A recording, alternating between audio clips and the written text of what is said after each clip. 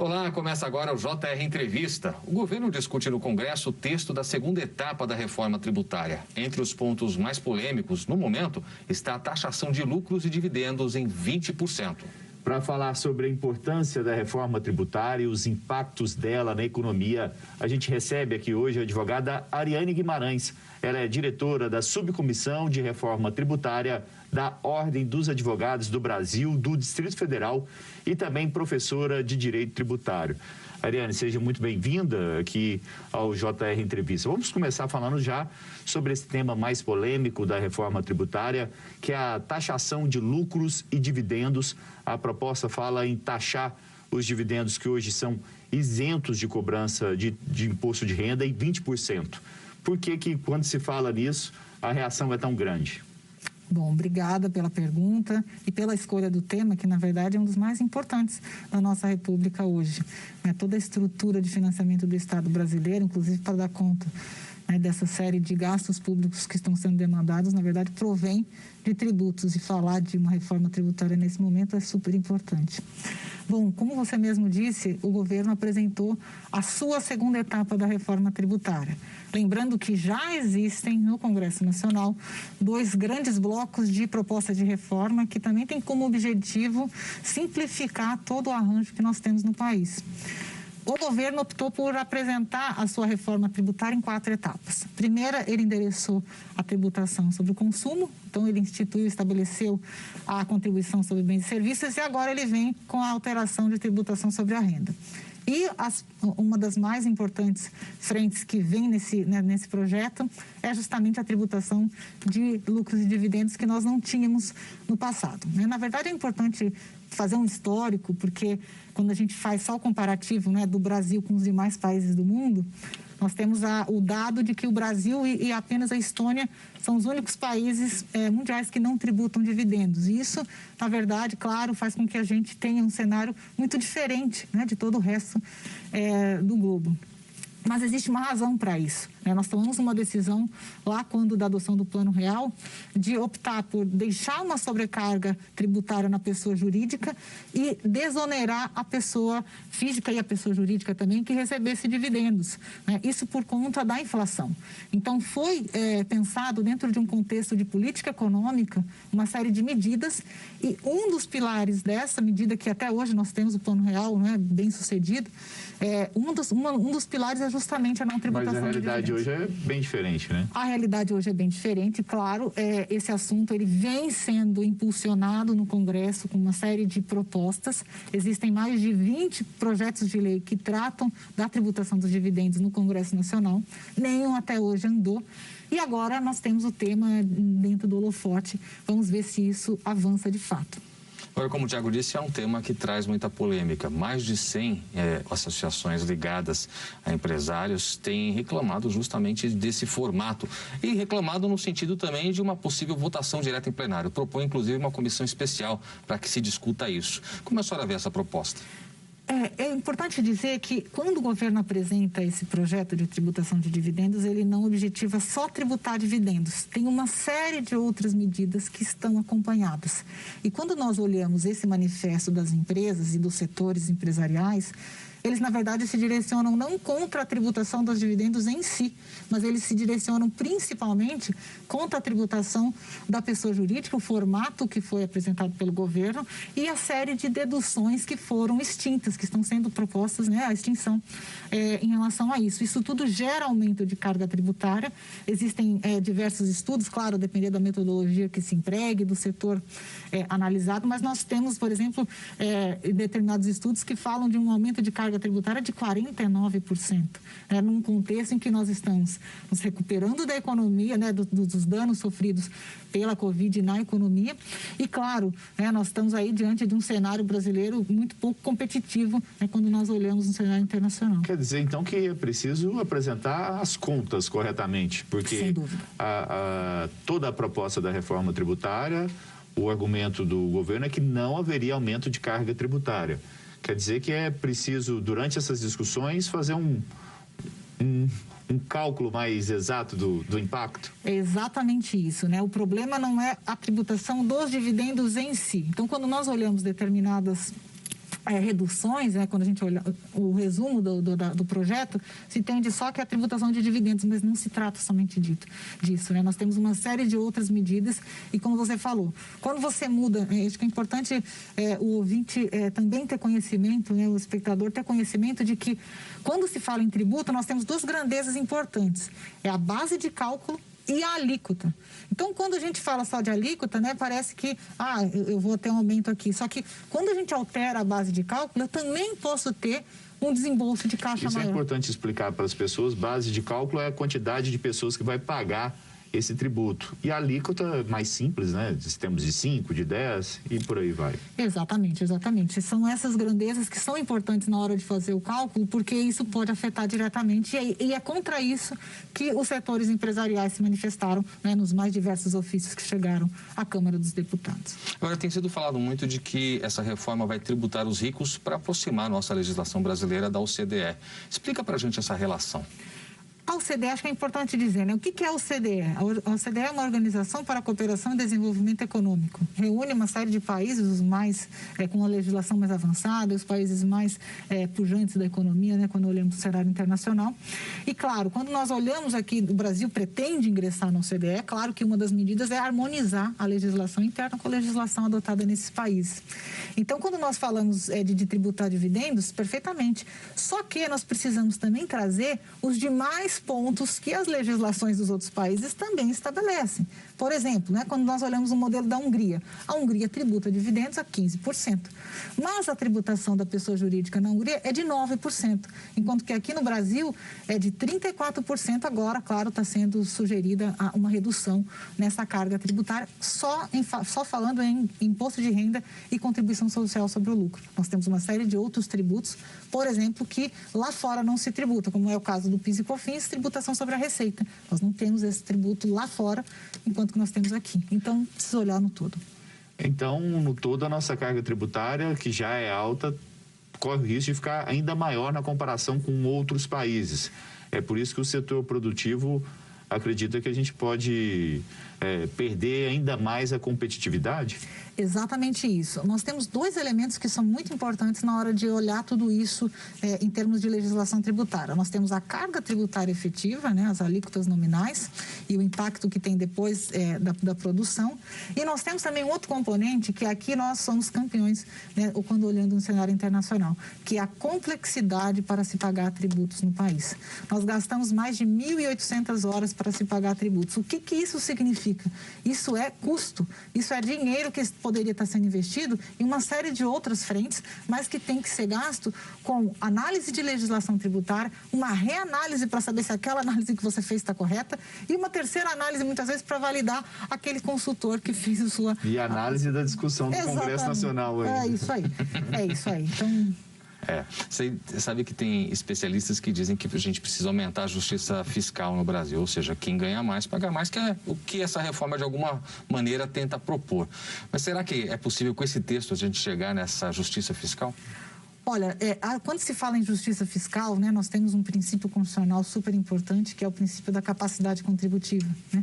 E a capacidade contributiva diz que a legislação brasileira ela precisa observar patrimônio, rendimentos e atividade econômica para tributar mais ou menos, a depender da categoria em que cada uma dessas esferas se encontra. Então, quando nós olhamos, né, esse princípio da capacidade contributiva e a justiça fiscal, claro, pode dar a entender que é preciso tributar mais aquele que ganha mais. E é assim que deve ser, com certeza. Mas quando nós olhamos só para a tributação dos dividendos, pode ser que sim, parte disso alcance esse objetivo. Mas se nós fizermos uma regra geral sem olhar as situações particulares, nós corremos o risco de praticar uma injustiça fiscal. Né? Porque, por exemplo, uma das sugestões é só tributar, não tributar dividendos até 20 mil. Só que não necessariamente até 20 mil por mês equivale àqueles que estão na categoria dos mais ricos.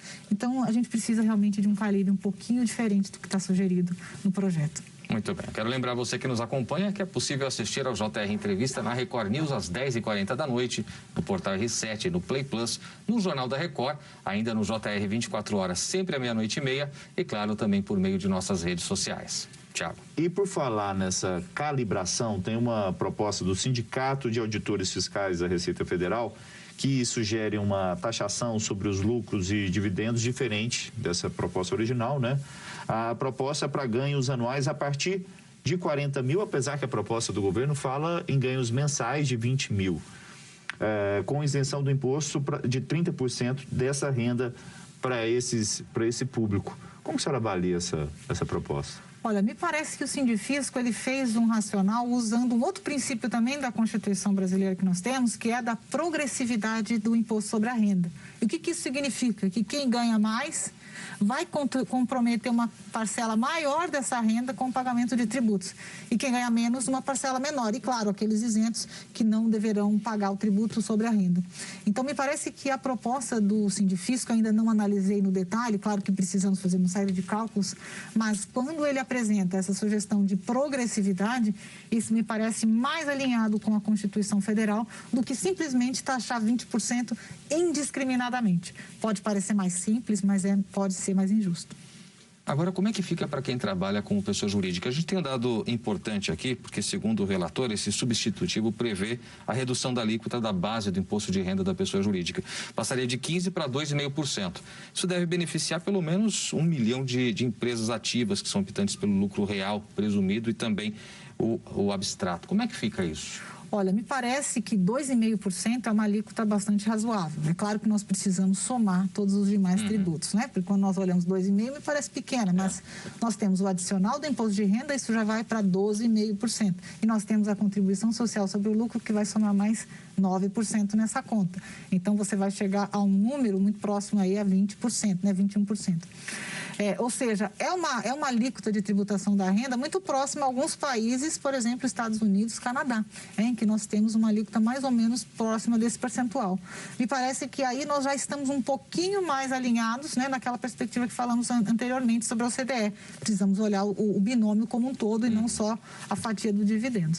Bom, mas a grande questão é que a reforma tributária proposta pelo governo, apesar dessa segunda etapa, tratar do imposto de renda, né, de pessoas físicas e jurídicas, e também da primeira etapa falar ali da simplificação, né, de PIS e COFINS, não trata de questões estruturantes, né? Trata um pouco mais da simplificação. No imposto de renda já é uma discussão mais complexa.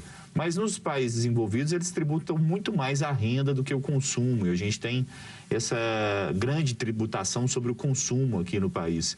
A senhora acha que fica devendo a discussão sobre esses temas ou a gente não está conseguindo avançar nem no mais simples? Como que você faz uma avaliação de um todo dessa discussão que a gente sempre gosta de lembrar, né? Uma discussão da reforma tributária existe no país há 2 décadas. Exatamente. Esse ponto que você tocou, e aí falando de justiça fiscal, ele é o mais sensível, né? Porque quando nós olhamos a tributação aqui sobre o consumo, aquele que faz uso dos produtos para satisfação aí das suas necessidades diárias, muitas vezes eles não sabem que pagam tributo, mas está tudo embutido ali naquele arroz que está sendo consumido, né? Nós tributamos, infelizmente ainda nós temos uma carga tributária sobre a cesta básica, algo que nos difere em relação a todos os países do mundo. Inclusive há um estudo do IPEA dizendo que se nós eliminássemos por completo a tributação sobre a cesta básica, nós eliminaríamos também a fome no Brasil. Então, você diz, parece ser um investimento, né? Exatamente, né? Temos um caminho, mas nós temos alguns empecilhos para concretizá-lo, que é justamente o nosso arranjo tributário brasileiro, que outorga aos municípios e aos estados a competência também para instituir tributos. A União já tirou o pé em relação à cesta básica, só que os estados e municípios ainda tributam. Então, nós não conseguimos, né, estancar essa ferida que nós temos no nosso seio social. Então, quando você fala, assim, de tributação sobre o consumo, nós precisamos enfrentar o tema da tributação sobre o consumo. E não me parece que nenhum dos projetos de reforma tributária enfrenta devidamente esse assunto.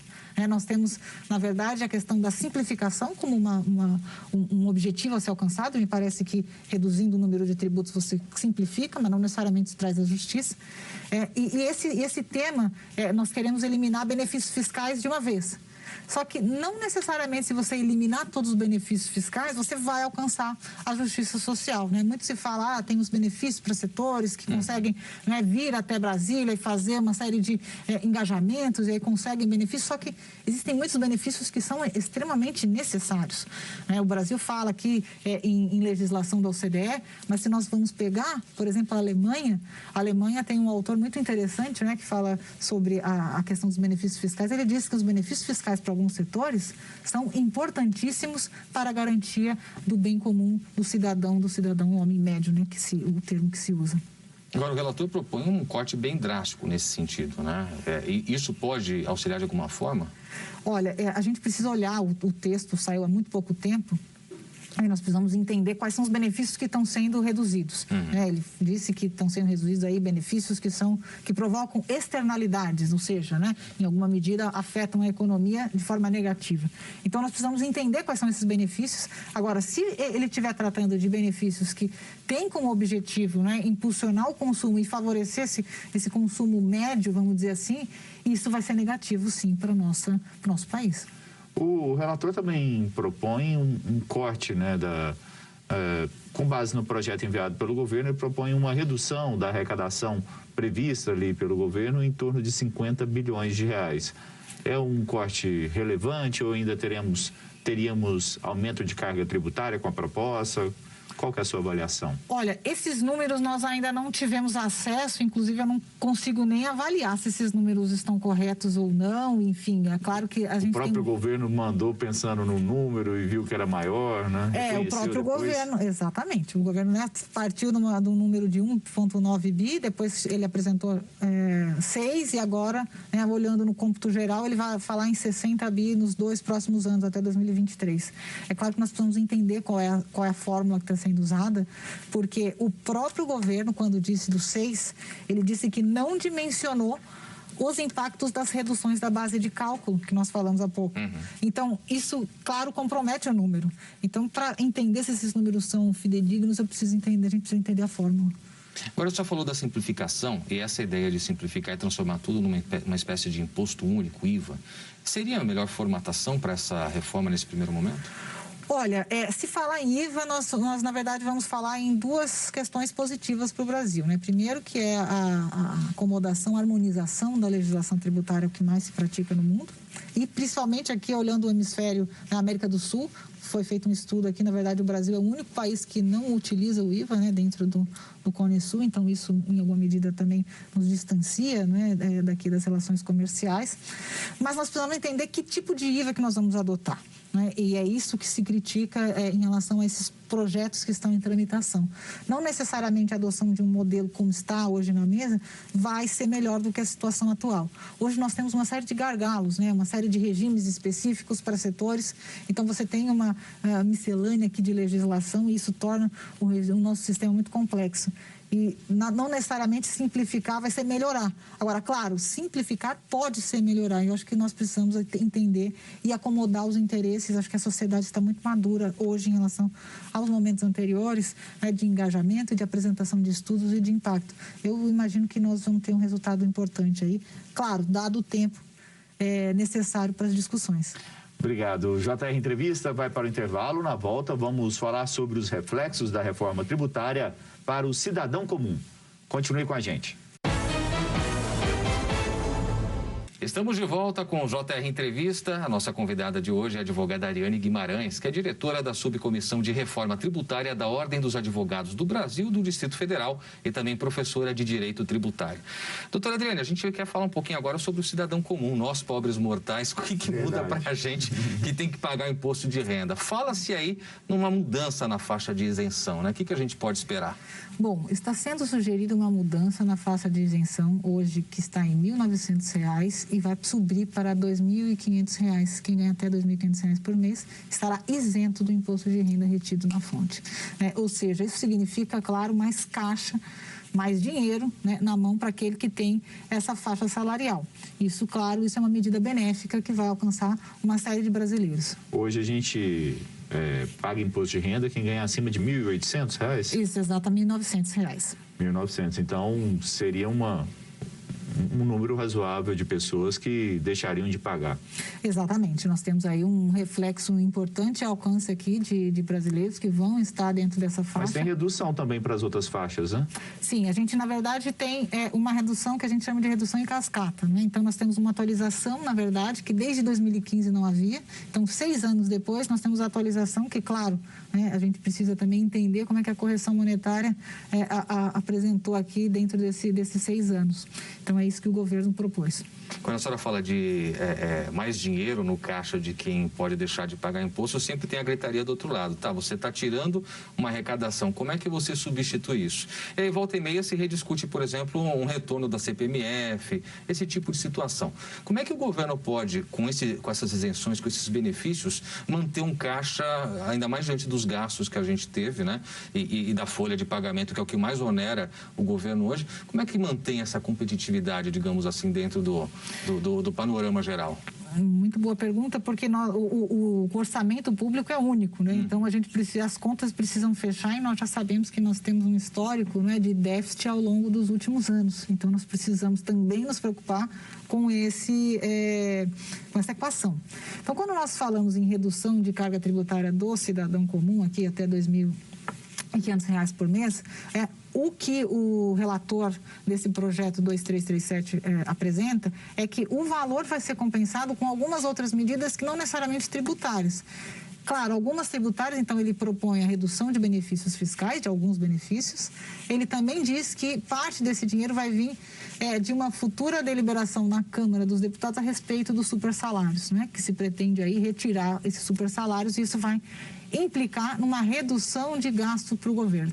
Então, me parece que a conta está sendo utilizada não só com a questão tributária, mas também com o pagamento de remuneração aqui aos servidores. Mas se vão conseguir fazer isso. Porque essa é uma outra discussão dos supersalários que a gente está acompanhando atentamente lá no Congresso Nacional.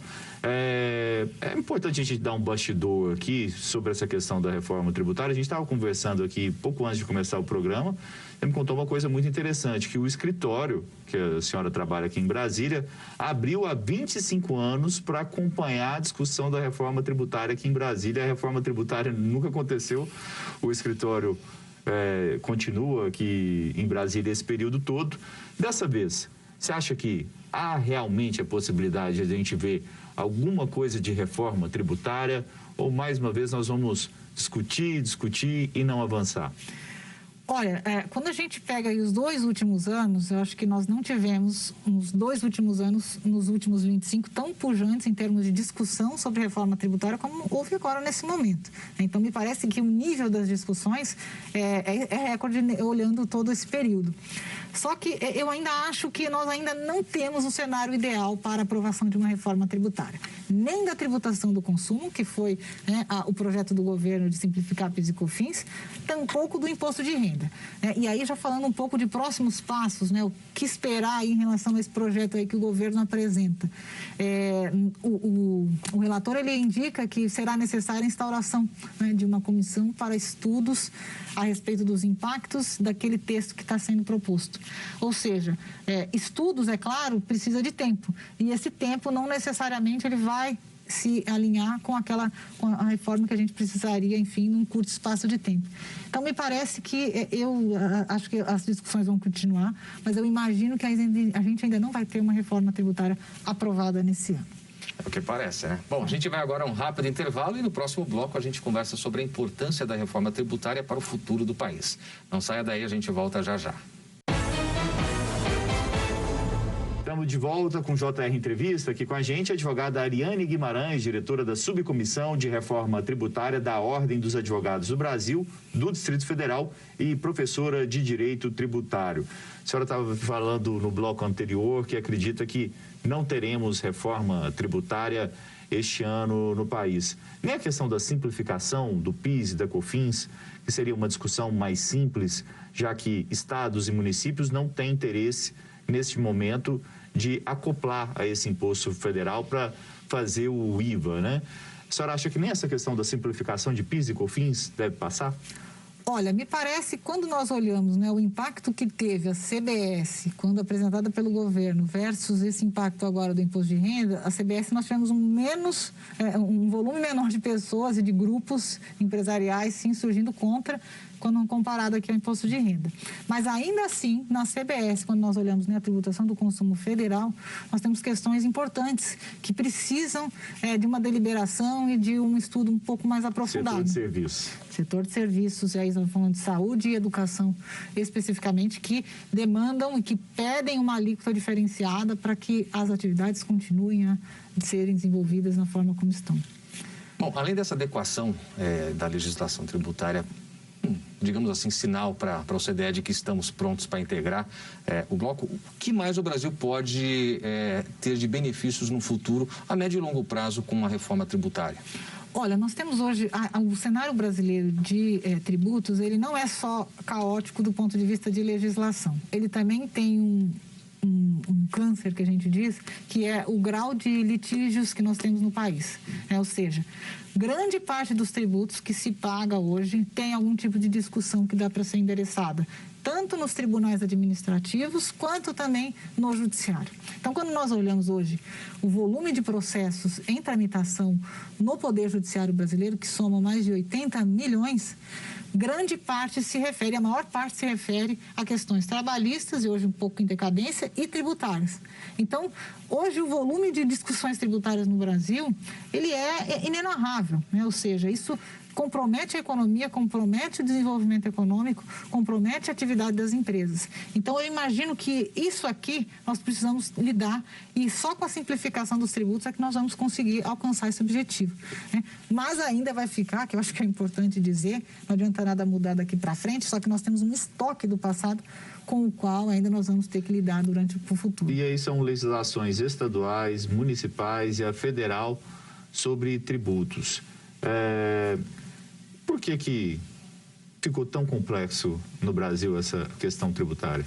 Tem uma questão histórica. Em pouco tempo ainda, tá? 2 minutinhos só para acabar o programa. Não, eu acho que é super importante até entender de uma questão histórica, né? Por que nós temos esse arranjo?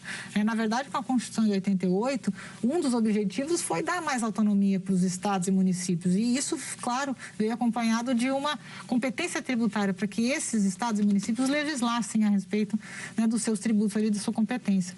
Só que o volume de legislação foi... Criamos um monstro. Criamos um Frankenstein. E agora nós não sabemos como lidar com ele. E aí você tem aquele velho problema do pacto federativo também com tudo isso, né? O impacto sempre traz algumas rusgas para os dois lados, né? Exatamente. Aí nós temos aí a discussão, né, sobre quem é que vai ficar com a partir, né, que fatia do bolo tributário. É exatamente isso. Doutora Ariane, muito obrigado pela participação aqui no JR Entrevista. O JR Entrevista fica por aqui. Lembrando que você pode assistir ao nosso programa na Record News às 10h40 da noite, no Portal R7, no Play Plus, no Jornal da Record, também no JR 24 horas à meia-noite e meia e sempre por meio de todas as nossas redes sociais. Ariane Guimarães, mais uma vez, muito obrigado pela participação aqui no JR Entrevista. A gente fica por aqui. Muito obrigado também você pela sua companhia. Até a próxima.